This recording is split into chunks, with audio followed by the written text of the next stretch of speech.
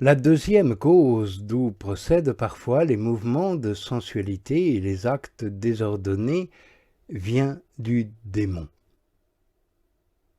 Il cherche à inquiéter et à troubler l'âme à l'heure où elle est en oraison ou se dispose à la faire.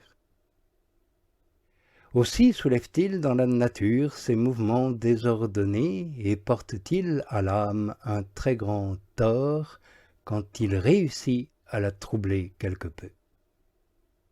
Non seulement par la crainte qu'il lui suggère, il la porte à se relâcher dans l'oraison, et c'est là le but qu'il poursuit afin de lutter contre elle, mais encore il en pousse quelques-unes à abandonner complètement cet exercice.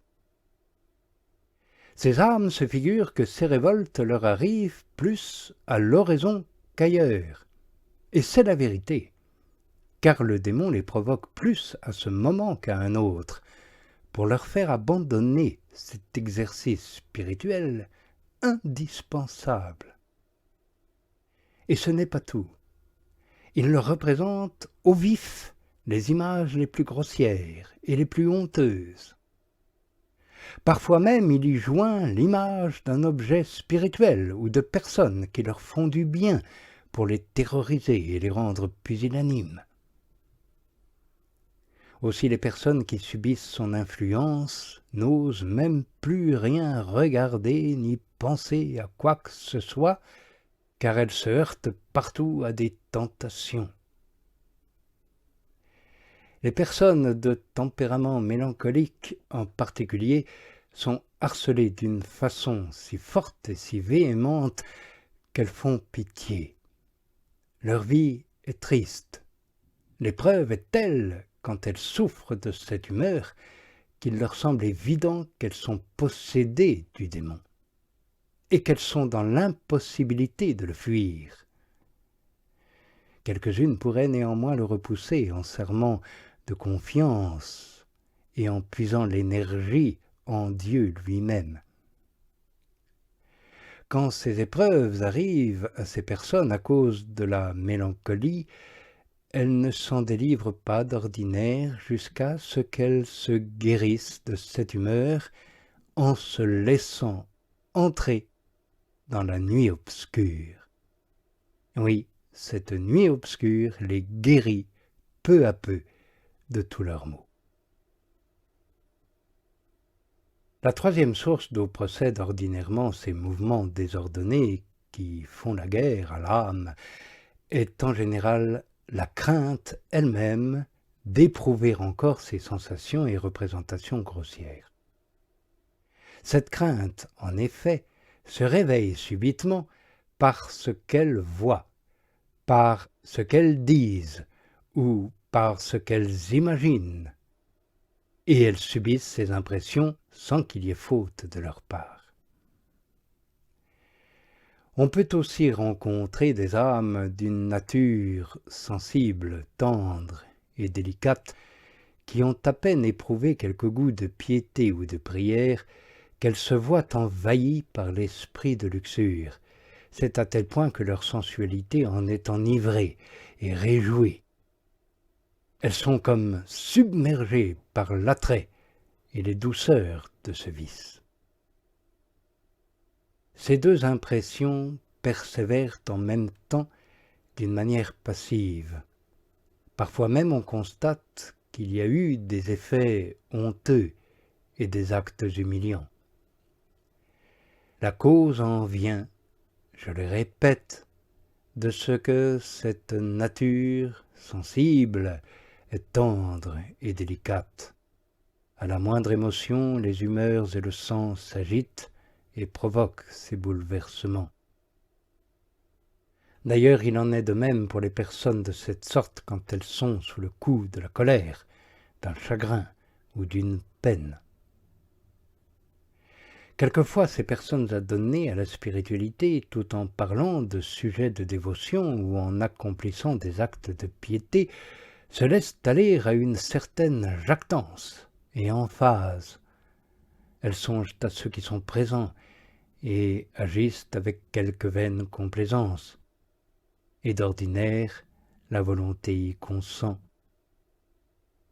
Ce sentiment vient aussi de la luxure spirituelle telle que nous l'entendons ici. Quelques-unes de ces personnes contractent une affection outrancière avec d'autres sous prétexte de spiritualité. Mais bien souvent, ces amitiés proviennent de la sensualité plutôt que de l'esprit de foi et de la charité fraternelle. On les reconnaît quand leur souvenir, au lieu de rappeler la pensée de Dieu et d'augmenter son amour, ne produit que le remords de la conscience. Car l'amitié, si elle est véritablement spirituelle, peut grandir, car elle fera grandir aussi l'amour de Dieu. Plus on se souviendra de cette amitié, plus aussi on se souvient de celle de Dieu, et on se porte vers lui. Aussi, au fur et à mesure qu'une amitié grandit, l'autre grandit aussi. L'Esprit de Dieu a ceci de particulier qu'il augmente un bien par un autre bien, à cause de la similitude et de la ressemblance qu'il y a entre l'un et l'autre.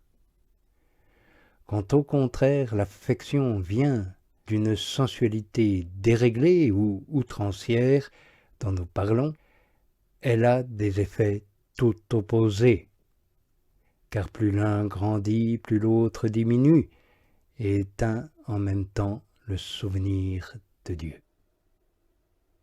Si en effet l'amour sensuel déréglé grandit, on voit aussi l'âme se refroidir dans l'amour de Dieu, l'oublier peu à peu et tomber dans le remords de conscience.